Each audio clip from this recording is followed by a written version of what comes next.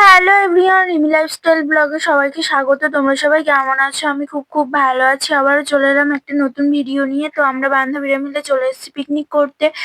বান্ধবীদের সাথে পিকনিক মানে আলাদাই মজা। আর বান্ধবীদের সাথে যেগুলো শেয়ার করা যায় সেগুলো অন্য কারোর সাথে শেয়ার করা যায় না। আর বান্ধবীদের সাথে যেমন মজা হয় সেটা অন্য কারোর সাথে হয় না।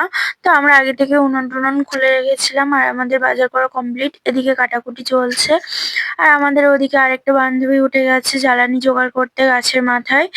আর এদিকে কাজবাজ চলছে, কারণ পিকনিক মানে অনেকটাই কাজ আর অনেকটাই মজা। তো সবাই আনন্দ করে কাজবাজ করছিলাম। ওয়েট ওয়েট, এতক্ষণ এত কথা বললাম কিন্তু তোমাদেরকে জানানোই হয়নি যে আমাদের পিকনিকের মেনু কি আজকেরে। আমাদের পিকনিক আজকের ছিল বিরিয়ানি আর চিকেন কষা। তো আমাদের এদিকে এতটা জ্বালানি জোগাড় হয়ে গিয়েছে। আর এদিকে আমার বান্ধবী মাখছিল বেল, আর বেল মাখা নিয়ে সবাই কাড়াকড়ি শুরু করে দিয়েছে। আর বেল কার না পছন্দের, আর বান্ধবীদের মধ্যে কাড়াকড়ি করে খাওয়ার মজাটাই আলাদা।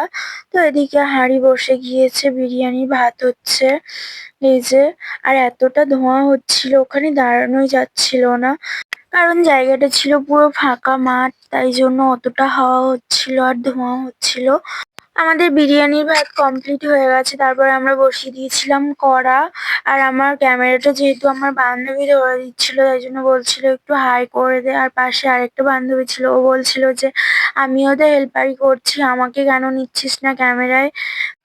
আবার আমি চেক করে নিচ্ছিলাম কড়াটা গরম হয়েছে কিনা। আর কড়া গরম হয়ে গিয়েছে, আমি দিয়ে দেবো তেল বেরেস্তা বানানোর জন্য। আর বিরিয়ানিতে বেরেস্তা না দিলে যেন বিরিয়ানি খেতে ভালোই লাগে না।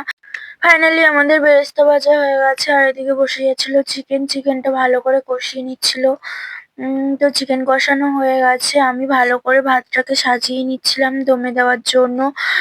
তো আমি ৩-৪টে লেয়ারে ভালো করে বিরিয়ানিটা সাজিয়ে নিয়েছি। তো বিরিয়ানি আমাদের ফাইনালি দমে দিয়ে দিয়েছি। আর এদিকে স্যালাড কাটা হয়ে গেছে, শসা, পেঁয়াজ আর টমেটো। তো এদিকে আমাদের বিরিয়ানিও কমপ্লিট হয়ে গেছে, চিকেন কষাও কমপ্লিট হয়ে গেছে। আর একটা হাঁড়িতে ধরেনি, তাই জন্য দুটোতে দিতে হয়েছে, কারণ অনেকটা চাল ছিল, তাই জন্য একটাতে ধরতে পারেনি। ওইদিকে বান্ধবীরা কলা পাতা কাটছিল, কারণ আমরা আজকের কলা পাতায় খাওয়া দাওয়া করবো।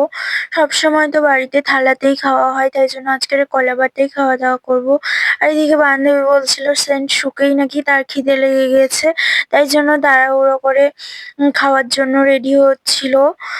আজ ছিল আমার বার্থডে, তাই জন্য বান্ধবীরা চলে এসেছে একটা ছোটখাটো কেক নিয়ে, কারণ বড় কেক জোগাড় করতে পারেনি এই ঝামেলার মধ্যে। তো এই দিনটা আমার মনে রেখেছে ওরা, এটাই আমার অনেক বড় পাওনা। তো দেখতে থাকো পুরো ভিডিওটা।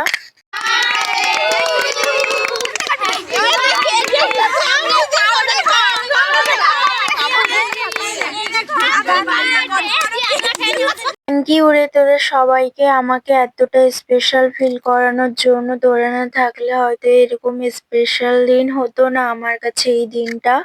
লাইফে এরকম কিছু বন্ধু বান্ধব থাকলে আর কি লাগে বলো লাইফে, লাইফটা এমনিতেই সুন্দর হয়ে যাবে।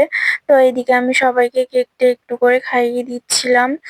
তারপরে আমরা খাওয়া দাওয়া শুরু করে দিয়েছি, এই যে সবাই মিলে মজা করতে করতে খাচ্ছিলাম। আর দাওয়া ধাওয়া করছিল আমার দুই বান্ধবী। বিরিয়ানিটা যেহেতু বানিয়েছি আমি, তাই জন্য সবার কাছ থেকে রিভিউ নিচ্ছিলাম যে কেমন হয়েছে। তোরা সবাই বল। সবাই বল চিল্লা যার বাড়ি আমার আলু কত গেল এ কেমন হয়েছে রান্না সেই হয়েছে আমার খুব সুন্দর রান্না হয়েছে খুব সুন্দর হয়েছে খুব টেস্টি হয়েছে বলবি বল কেমন হয়েছে রান্না যে করেছে সেই ব্লগটা বানাচ্ছে, তাই রান্নাটা খুবই ভালো হয়েছে। প্রিয়াঙ্কা রিভিউ ভালো হয়েছে ভালো হয়েছে এর কোনো রান্না অসাধারণ অপূর্ব, কোনো জবাবই নেই রান্না। আমাদের খাওয়া দাওয়া প্রায় শেষাগত, এখন থালা কুড়ানোর কাজ চলছে। আর সবাই খাওয়া দাওয়ার পরে অল্প খানিকটা বিরিয়ানি বেশি হয়েছিল, তাই জন্য পাশে কিছু বাচ্চা খেলাধুলা করছিল, তাই জন্য তাদেরকে ডেকে দেওয়া হয়েছে। তাদের খাওয়া দাওয়া কমপ্লিট করিয়ে নিয়ে এদিকে ধোয়াধুয়ির কাজ চলছে, কারণ এগুলো পুরো সবকিছু ধুইতে হবে। ধুয়ে তারপরে বাড়ির দিকে রওনা দেব।